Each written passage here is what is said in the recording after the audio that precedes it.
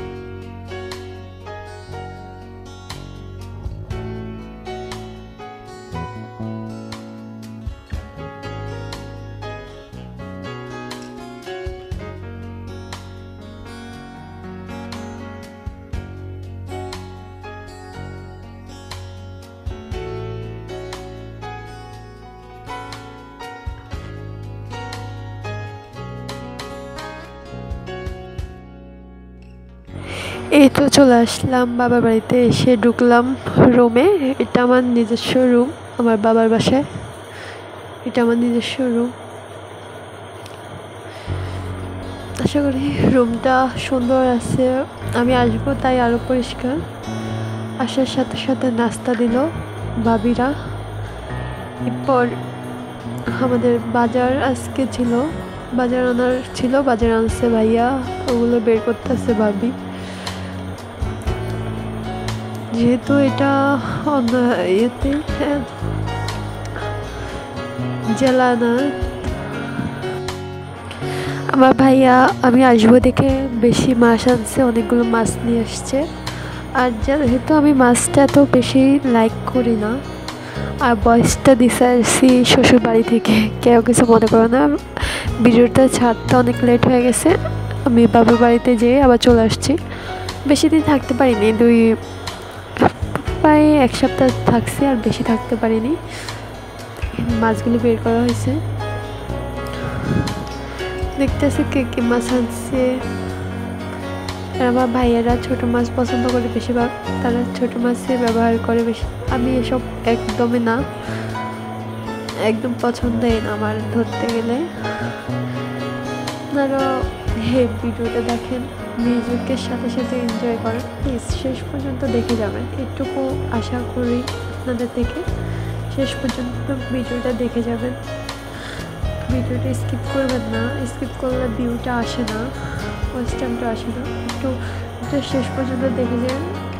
আমার প্রবলেম হতে পারে ভিডিওতে, আপনারা একটু স্কিপ না করে ভিডিওটা শেষ পর্যন্ত দেখে যাবেন।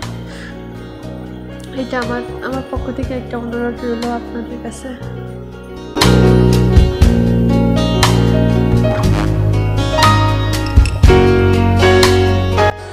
এটা হচ্ছে আমাদের ছোট মাছের কলা পাতার মধ্যে একটা বলে বড়, এটাকে দেওয়া হয় মরিচকলা। আমাদের নোয়াখালী ভাষা মরিচকলা দিচ্ছে এখানে, কলা বলকে। এটা খেতে খেতে প্রচণ্ড মজা, আমি এটা খেয়ে থাকি।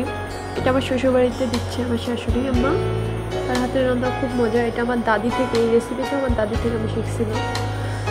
মাছগুলো ভাজি করা হচ্ছে, এগুলো কিন্তু আরেকগুলো মাছ, ঠিক আছে। এটা শাপলা। আপনারা বেশিরভাগ আমার ভিডিওতে শাপলা ভিডিও দেখে থাকবেন, কারণ শাপলা লাইক করি আর কি। এই পুঁটি মাছগুলো ভাজি করলে সেই মজা, কিন্তু আমি এভাবে ভাজি করে খাই, আমার কাছে এভাবে ভালো লাগে।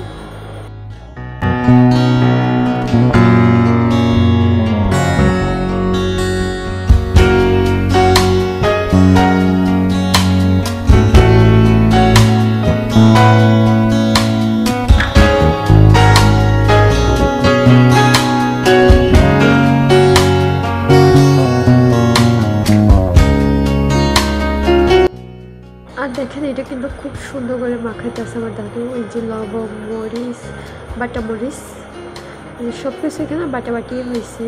যে তাজা তাজা রসুন বাড়ছে, মরিচ বাড়ছে, এগুলো সরষের তেল দিবে, তেল লবণ দিছে, সরষের তেল দিছে, সয়াবিন তেল লাগবে একটুখানি, এত বেশি দেবে না কারণ সরষের তেলতে দিবে। ভালো করে মাখাচ্ছে।